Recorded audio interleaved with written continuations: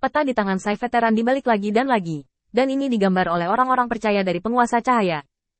Dimungkinkan untuk menggambar peta seperti itu sebagai orang percaya yang berada di urutan kedua setelah tingkat Ksatria. Diperkirakan hanya kuil penguasa cahaya yang bisa melakukannya. Lagi pula, kekuatan yang mendekati level Ksatria berarti mereka perlu menghabiskan lebih banyak waktu untuk berkultivasi, daripada pada hal-hal seperti menggambar peta, yang tampaknya tidak memiliki nilai. Peta di tangan Sai Lao berasal dari tangan orang-orang ini, yang berarti keakuratannya tak terlukiskan. Setiap baris akurat dalam satu langkah. Sai Lao melihatnya untuk waktu yang lama, dan tiba-tiba mengerutkan kening, tiba-tiba mengambil peta di tangannya, dan melihat ke atas Lei Cheng. Dalam samar, sesuatu sepertinya muncul di sana, menabrak lingkaran yang ditinggalkan oleh Qin Yichen, dan segera berbalik. Sai Lao mengerutkan kening. Saat ini, wilayah bintang awan guntur telah hampir dieksplorasi. Di bawah penjelajahan orang-orang percaya dari kuil penguasa cahaya dengan segala cara, semua tempat di bidang bintang ini telah diperiksa oleh mereka.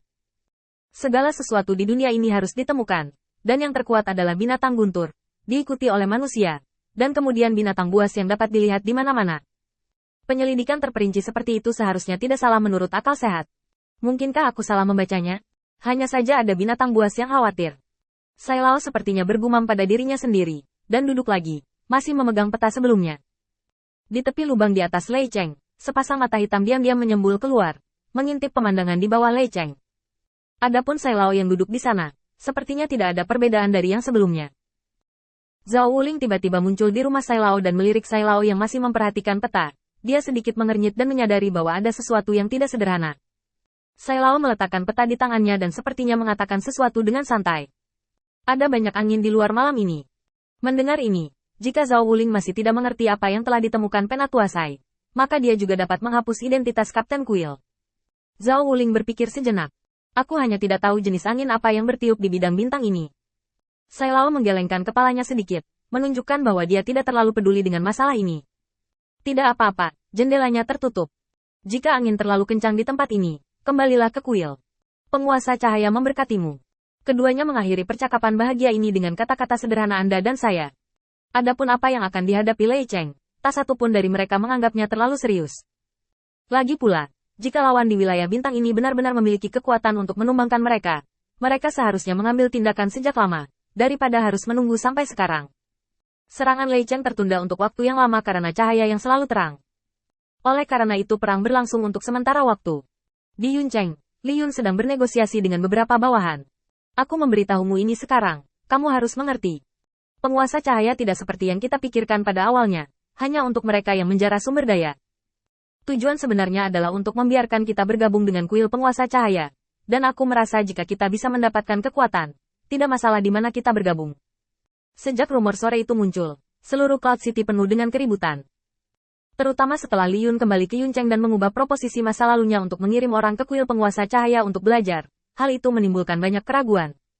Tuan Li Yun, jika kita bergabung dengan kuil penguasa cahaya, apa yang akan terjadi pada Yuncheng? Tanpa pengawal kita, siapa yang akan menjamin keselamatan Yuncheng? Li Yun menggelengkan kepalanya dengan acuh tak acuh. Penglihatanmu masih terlalu kecil. Pikirkanlah, jika kamu memasuki kuil penguasa cahaya dan kekuatanmu telah meningkat secara signifikan, siapa yang berani menyerang Yuncheng? Bahkan jika kamu tinggal di Yuncheng, kamu masih tidak dapat menanganinya.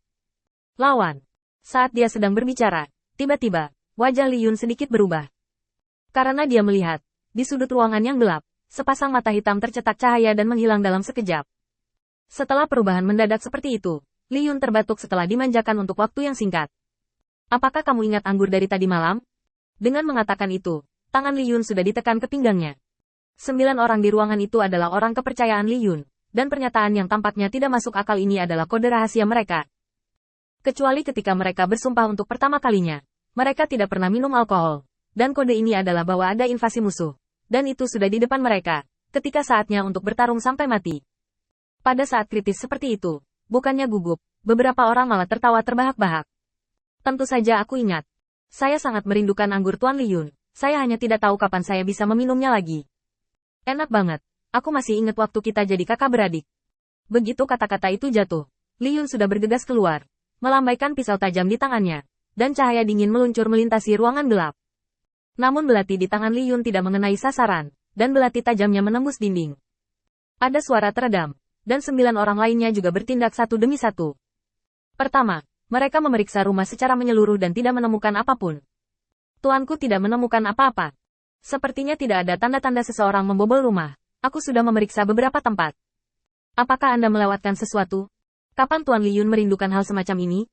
Tepat ketika semua orang berbicara, Li Yun tiba-tiba meletakkan tangannya ke mulutnya. Set. Ada yang salah. Lingkungan di sekitar sini tidak beres. Sungguh, ini terlalu sepi. Jika dulu, meski tidak banyak kegiatan saat ini, tempat semarak seperti toko anggur pasti tidak akan berhenti. Apalagi sekarang saatnya berpatroli di luar. Li Yun memiliki firasat buruk di hatinya. Xiao Lin. Ada panggilan lembut, tapi masih ada keheningan di luar ruangan. Tiba-tiba, hati beberapa orang tenggelam ke dasar. Ini bukan pemandangan yang mereka temui.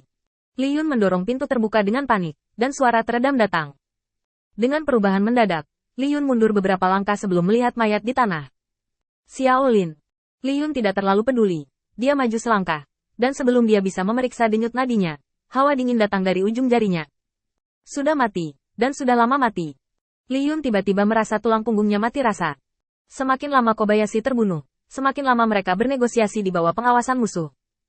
Sekarang sepertinya lawan saat itu tidak melakukan kesalahan, tetapi sengaja diprovokasi. Pembunuhan mereka berjalan dengan sangat baik sehingga mereka sangat bosan sehingga mereka memutuskan untuk bersenang-senang dengan 10 orang itu. Li Yun mundur selangkah dan membanting pintu hingga tertutup. Kamu cepat.